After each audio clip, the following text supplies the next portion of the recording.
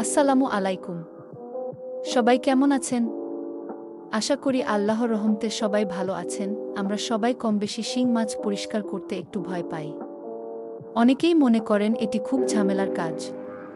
কিন্তু আজ আমি দেখাবো মাত্র 2 মিনিটে, না ছাই না পেঁপে পাতা, খুব সহজ একটি উপায়ে কিভাবে শিং মাছ একদম পরিষ্কার করবেন। দেখুন, আমি কিছু জীবিত শিং মাছ নিয়েছি। প্রথমে মাছগুলোর উপর একটু লবণ ছিটিয়ে ঢাকনা দিয়ে ঢেকে রাখব। মাছগুলো শান্ত হয়ে গেলে আমি পরিষ্কার করা শুরু করব। আমি মাথা খাই না, তাই মাথাগুলো ফেলে দিচ্ছি। আপনারা চাইলে রেখে দিতে পারেন। এখন প্রতিটি মাছ সুন্দর করে কেটে নেব।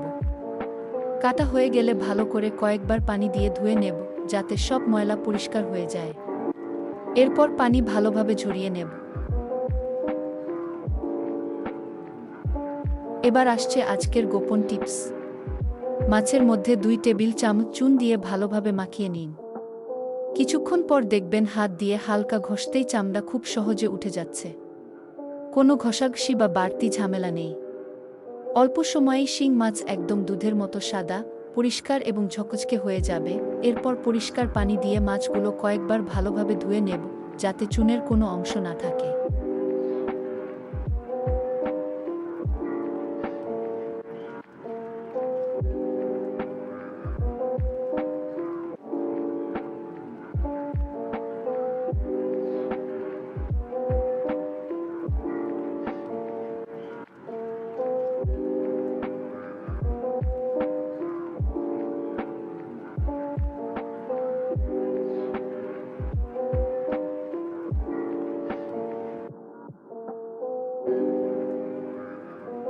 অনেকেই জানেন না শিং মাছের ভেতরের রক্তের থলি বা জমাট রক্ত কিভাবে পরিষ্কার করতে হয়। আমি ভিডিওতে সেটাও দেখিয়ে দিচ্ছি।